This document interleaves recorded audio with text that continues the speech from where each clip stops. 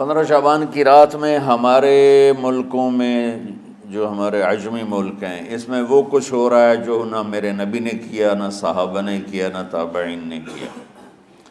عجیب و غریب عبادات گھڑ لی ہیں، عجیب و غریب اس کے اعمال بنا لیے ہیں اپنی طرف سے، اور مسجدیں بھری ہوتی ہیں اور روشنیاں لگی ہوتی ہیں اور آتش بازی ہو رہی ہوتی ہے۔ میرے نبی نے اس رات کی فضیلت بتائی، عمل کوئی نہیں بتایا۔ جیسے یہاں کوئی صلاۃ تسبیح کی جماعت کرا رہے ہوتے ہیں، کوئی اجتماعی تہجد پڑھ رہے ہوتے ہیں، کوئی دیگیں چڑھا رہے ہوتے ہیں، کوئی آتش بازی کر رہے ہوتے ہیں، تو وہ اس میں اتنا غلو ہو گیا ہے کہ یہ بھی ٹھیک نہیں۔ اور کچھ علماء نے اس کے رد میں اس کا اتنا انکار کیا ہے کہ اس رات کی کوئی فضیلت ہے ہی نہیں، یہ بھی ٹھیک نہیں۔ اس بیچ کا راستہ، اس رات کی فضیلت میں جتنی احادیث ہیں وہ ضعیف ہیں، لیکن اتنی کثرت سے ہیں کہ ان سب کا مل کر جمع ہو کر کم از کم وہ حسن لغیر ہی تک تو پہنچ جاتی ہیں۔ اور ابن عثیمین رحمۃ اللہ علیہ نے بھی یہ لکھا ہے کہ زیادہ سے زیادہ ان احادیث کے مجموعے سے، چونکہ اگرچہ ضعیف ہیں لیکن کافی زیادہ ہیں، تو وہ حسن لغیر ہی تک پہنچ جاتی ہیں۔ تو حسن لغیر ہی سے کوئی عمل ثابت نہیں ہوتا، عمل ثابت ہوتا ہے صحیح حدیث کے سے۔ ایک احادیث کی کثرت سے روایات، اور ایک امت کا عمل، کہ امت کا بہت بڑا طبقہ صدیوں سے اس رات کا اہتمام کر رہا ہے۔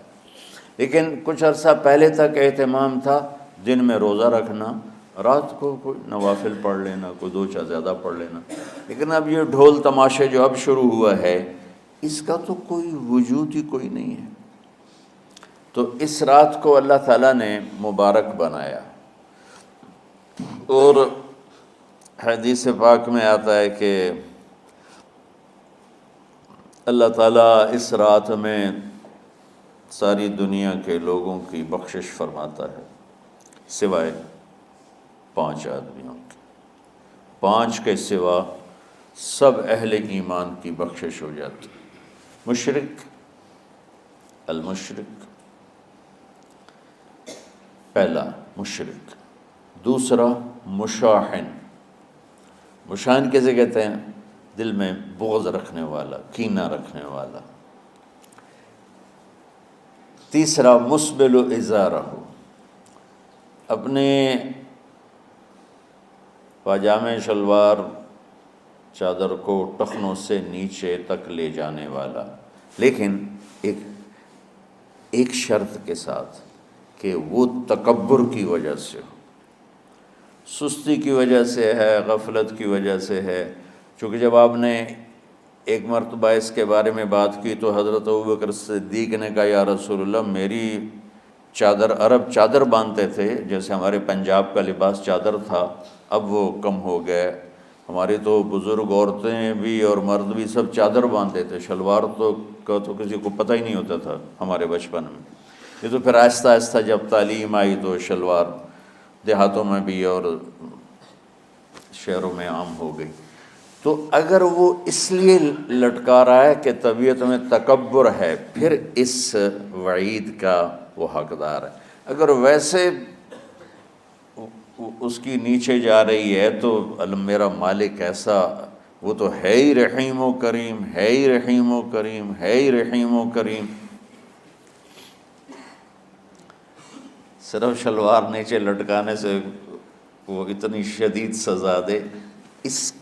اگر اس کے پیچھے تکبر ہے، پھر ہے یہ، تکبر نہیں ہے تو انشاءاللہ وہ اس سے محفوظ ہوگا۔ تو اپنی چادر کو لٹکانے والا، لیکن بشرط تکبر۔ کتنے ہو گئے؟ عاق لوالدیہ، ماں باپ کا نافرمان، نافرمان ایسا کہ دکھ دینے والا.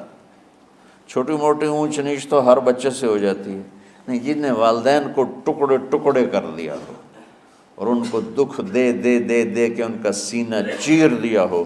چونکہ آپ کہتے ہیں پرزے پرزے کرنا کسی چیز کو، تو اپنے دکھ دے کر اپنی بدتمیزی کے ساتھ اس نے ماں باپ کا دل زخمی کر دیا ہو، ایک یہ نہیں معاف ہوتا. پانچواں، مدمن خمر، مسلسل شراب پینے والا، مستقل جو شراب کا عادی ہو. ان پانچ کو مؤخر کر دیا جاتا ہے. معافی نہیں ہونے کا مطلب یہ نہیں کہ اللہ تعالیٰ کبھی معاف نہیں کرے گا.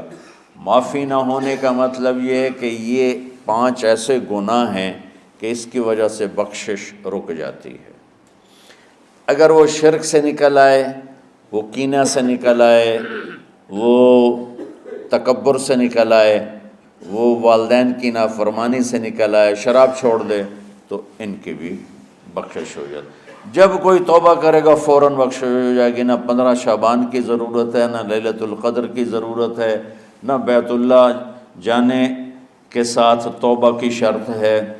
جہاں بھی وہ بیٹھ کے توبہ کرے گا، جس لمحے میں کرے گا، اسی وقت اس کی توبہ قبول ہوگی اور اللہ اس کے پچھلے سارے گناہوں کو معاف فرما دے گا.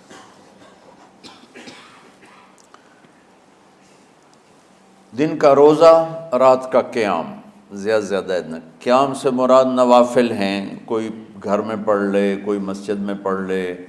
نوافل، نفلی عبادات گھر میں ہی افضل ہوتی ہیں. میرے نبی سنتیں ہمیشہ گھر سے پڑھ کے آتے تھے. تہجد اپنے گھر میں پڑھتے تھے، مسجد میں نہیں پڑھتے تھے. سوائے اعتکاف کے آپ اپنے نوافل سنتیں سب گھر میں پڑھتے تھے اور مسجد میں صرف فرض آ کے ادا فرماتے تھے. اور اس کے بعد بیٹھنا ہوتا تھا تو بیٹھ جاتے تھے، اٹھنا ہوتا تھا تو اٹھ جاتے تھے. تو اعتدال اللہ کو ہر چیز میں پسند ہے. دنیا جو مختصر ہے اس میں کیسے پسند نہیں ہوگا؟ آخرت جیسے معاملے میں بھی اللہ ہم سے کہہ رہا ہے اعتدال، امتن وسطا. ایسے عیسائیوں کی طرح ترک دنیا بھی نہ کرو، یہودیوں کی طرح دنیا کے پیچھے نہ پڑ جاؤ. رزق کے حلال بھی کماؤ، اپنے بچوں کو بھی دیکھو، اپنے فرائض کو بھی دیکھو جو دنیاوی ہیں، اور اللہ سے بھی اپنا معاملہ ٹھیک کرو اور درست کرو. بعد کے زمانے میں صحابہ کے بعد سے ہی ایک انتہا پسندی امت میں آئی. ساری ساری رات جاگنا. فلاں بزرگ تھے وہ رسے سے اپنے بالوں کو باندھ لیتے تھے کہ نماز پڑھتے پڑھتے جب نیند آئے اور جھٹکا لگے تو رسے سے بندھے ہوئے بالوں سے اس جھٹکے سے تکلیف ہو اور ان کی آنکھ کھل جائے اور پھر نفلوں میں شروع ہو جائے.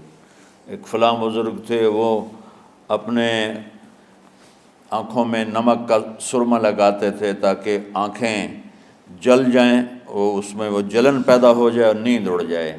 یہ ایسے واقعات بھرے پڑے ہیں. فلاں بزرگ تھے، انہوں نے 30 سال عشاء کے وضو سے فجر کی نماز ادا کی. یہ اپنی جگہ پہ بزرگی ہے، لیکن یہ بھائیو یہ دین ہم پیش نہیں کر سکتے. فلاں بزرگ تھے وہ 30 سال سے ستو کھا رہے تھے کہ روٹی کھانے اور ستو کھانے میں 70 دفعہ سبحان اللہ کا فرق پڑ جاتا ہے. تو روٹی کھائیں تو 70 دفعہ سبحان اللہ کم کہہ سکتے ہیں، اور ستو کھائیں تو 70 دفعہ سبحان اللہ زیادہ کہہ سکتے ہیں. تو لہٰذا انہوں نے کہا مجھے تو 30 سال ہو گئے، میں تو ستو کھا رہا ہوں، میں تو روٹی نہیں کھا رہا. یہ دین نہیں ہے. یعنی یہ وہ دین نہیں جو ہم انسانیت کو پیش کر سکیں. یہ تو لوگوں کو دوڑانے والی بات. یہ راہبانیت کی شکل ہے. یہ وہ دین نہیں جو ہم لوگوں کو پیش کریں گے تو وہ کہیں گے واہ واہ واہ واہ کیا دین ہے بھائی، قبول کرو. یہ ایک قسم کا غلو آیا. میں ایک حدیث سناتا ہوں، بخاری شریف میں بھی ہے، مجھے اب ہر شے بھول گئی. لیکن وہ ہے نہی الغلو، اس طرح کر کے آپ لوگ زیادہ جانتے ہوں گے جو پڑھ رہے ہیں کہ غلو سے نہیں۔ حدیث آپ کو سب کو یاد ہوگی کہ 3 صحابہ آئے اللہ کے نبی کے گھر اور پوچھا کہ اللہ کے نبی رات کیسے گزارتے ہیں؟ تو گھر والوں نے کہا سوتے بھی ہیں، جاگتے بھی ہیں، کھاتے بھی ہیں۔ تو وہ تینوں آپس میں کہنے لگے وہ تو نبی ہیں، سوئیں بھی تو کوئی بات نہیں، اور شادی ہے کوئی بات نہیں، ہم تو نبی نہیں، ہمیں تو کچھ کرنا چاہیے۔ ایک نے کہا کہ میں ساری زندگی روزہ نہیں چھوڑوں گا، ایک نے کہا کہ میں ساری زندگی سوؤں گا نہیں، ایک نے کہا میں ساری زندگی شادی نہیں کروں گا۔ تو دیکھنے میں تو واہ واہ کیا بڑی بزرگی ہے بھائی، بڑے بزرگ ہیں۔ ہمارے نبی کو پتہ چلا آپ نے تینوں کو بلا لیا، کہا تم مجھ سے زیادہ اللہ سے ڈرنے والے ہو، میں تم سے انا اتقاکم یا اخشاکم، الفاظ آپ لوگ کو زیادہ یاد ہوں گے لیکن مفہوم میں صحیح پیش کر رہا ہوں۔ آپ نے کہا میں تم سے زیادہ اللہ کو جانتا ہوں، تم سے زیادہ اللہ سے ڈرتا ہوں، میں سوتا بھی ہوں، میں کھاتا بھی ہوں، میں روزے بھی رکھتا ہوں، میں چھوڑ بھی دیتا ہوں، میری بیویاں بھی ہیں، میں اپنی بیویوں کے پاس بھی جاتا ہوں۔ تم دین میں غلو سے بچو، پہلے امتوں کو ہلاک کر دیا دین میں غلو۔ دنیا میں غلو یعنی انتہا پسندی، ایکسٹریمسٹ ہونا، دنیا ہو یا دین ہو دونوں میں اعتدال بچو، اللہ تعالیٰ کو پسند ہے۔